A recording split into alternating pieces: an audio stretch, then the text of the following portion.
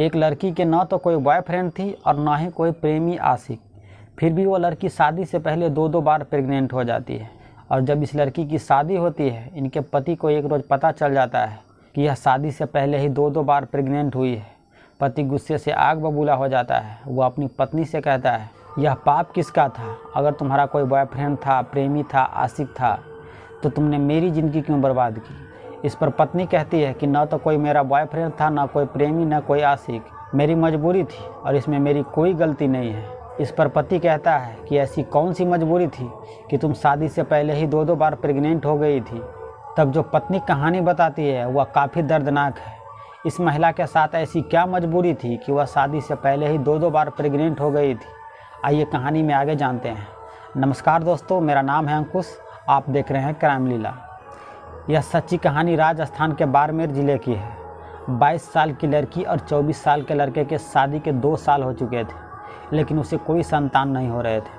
तब लड़की के घर वाले भी और लड़के के घर वाले भी इन दोनों को कहने लगता है कि शादी के 2 साल हो चुके हैं और तुम दोनों को एक भी संतान नहीं हुआ है। तुम दोनों डॉक्टर के पास जाकर अपनी अपनी चेकअप करवा लो, पता चल जाएगा कि क्या दिक्कत है।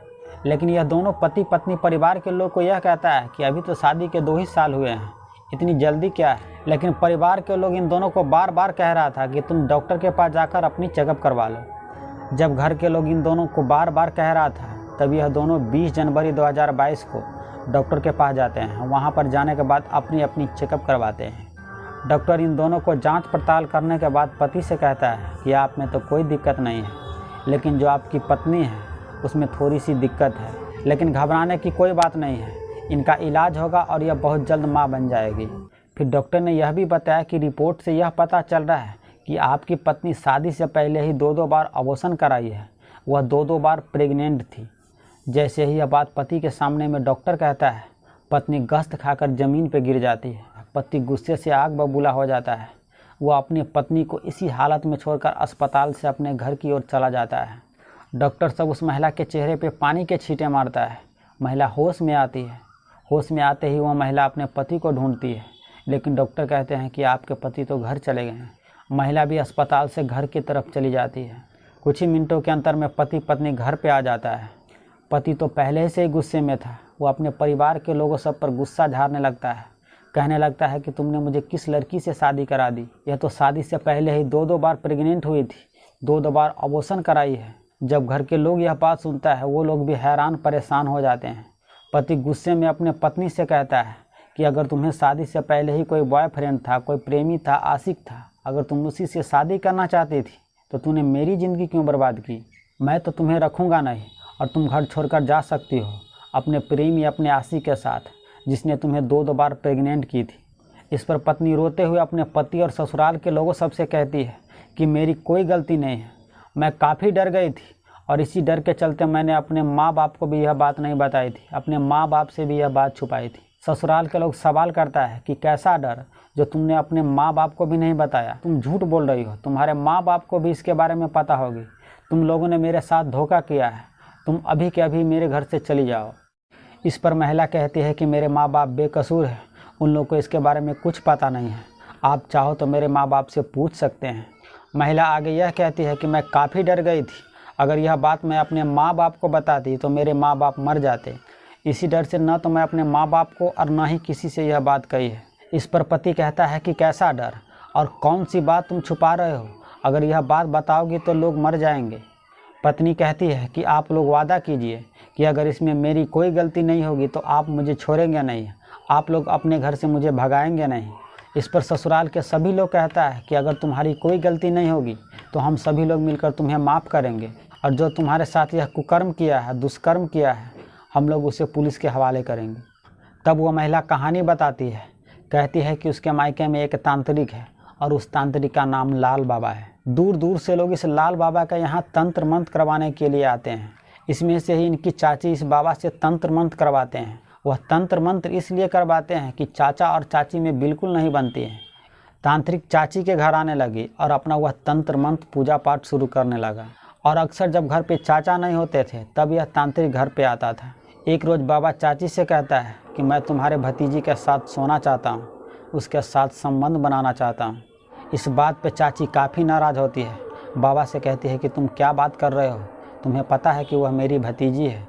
इस पर बाबा हंसते हुए कहता है कि क्या तुम भूल गई हो जो हमारे तुम्हारे बीच में संबंध है।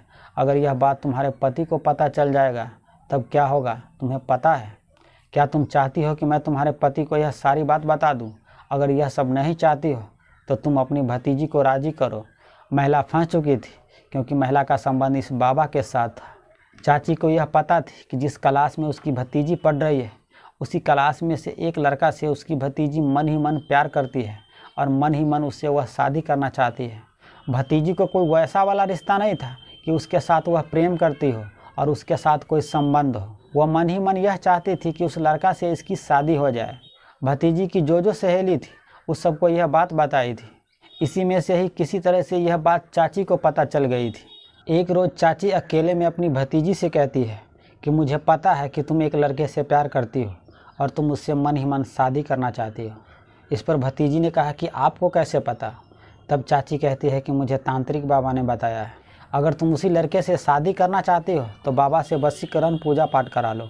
भतीजी तैयार हो जाती है इस उम्मीद से कि तांत्रिक बाबा पूजा पाठ करेंगे, वशीकरण करेंगे और जिस लड़के से वह प्यार करती है उसी से शादी होगी।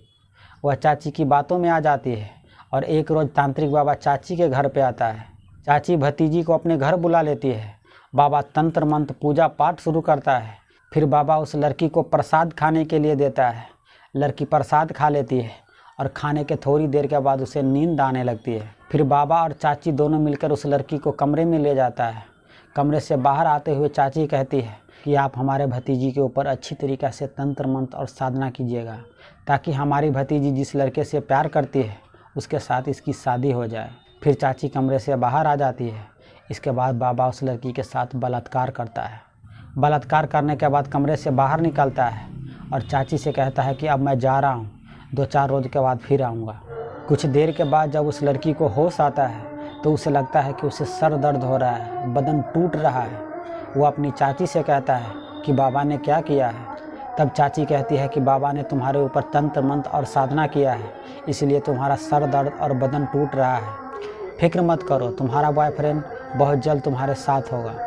फिर बाबा 2-4 रोज़ के बाद आता है और फिर इसी तरीक़ा से उस लड़की के साथ बलात्कार करता है।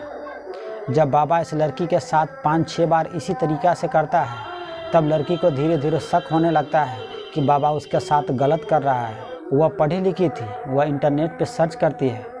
वह अपनी चाची पे नाराज़गी व्यक्त करती है और कहती है कि तुम दोनों ने मिलकर मेरे साथ बहुत गलत किया है, यह बात मैं अपने माँ बाप को बताऊंगी। चाची घबरा जाती है। फिर वह बाबा से संपर्क करती है और बाबा को सारी बात बताती है कि लड़की को सब कुछ पता चल चुका है, तुम जल्द से जल्द कुछ करो नहीं तो हम दोनों पकड़े जाएंगे। बाबा फ़ौरन चाची के घर पहुंचता है। चाची भतीजी को लेकर अपने घर पे आती है। बाबा लड़की को डराते और धमकाते हुए कहता है कि अगर तुमने अपना मुंह गलती से भी खोल दिया तो मैं तुम्हारे साथ वो करूँगा कि तुम कुछ सोच भी नहीं सकती हो। मैं यहीं बैठे बैठे तुम्हारे पूरे परिवार को भस्म कर दूँगा, उसे जान से मार डालूँगा। बाबा थैली से भभूति निकालता है और उस बच्ची से कहता है कि मैं तुम्हें दिखाता हूँ कि मैं तुम्हें क्या कर सकता हूँ। मैं यहीं फूंक मारूंगा और तुम्हारे पिता और माँ जहाँ भी होगी वह जलकर भस्म हो जाएगी।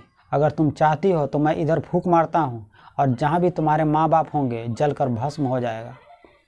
लड़की घबरा जाती है, डर जाती है। बाबा के आगे हाथ जोड़ते हुए कहती है कि आप ऐसा कुछ भी मत करना, मेरे माँ बाप को आप मत मारना, मैं ये बात किसी को नहीं बताऊँगी। फिर बाबा कहता है कि जैसा मैं कहूँगा अब तुम वैसे ही करती जाओ। जो महीना में बाबा 2 से 3 बार चाची के घर पे आता था, अब वो महीना में 5 से 7 बार आने लगा। अब इस बच्ची के साथ वह बाबा लगातार बलात्कार करने लगता है और यह सिलसिला कई महीनों तक चलता है। इस बीच में यह लड़की 2 बार गर्भवती भी हुई थी। बाबा गर्भ निरोधक दवाई लाकर चाची को दिया था और चाची से कहा था कि तुम इस बच्ची को यह दवा खिला देना, जिसके चलते वह 2 बार उनका अबॉर्शन हुआ था। कुछ महीनों के बाद इस लड़की की शादी हो जाती है।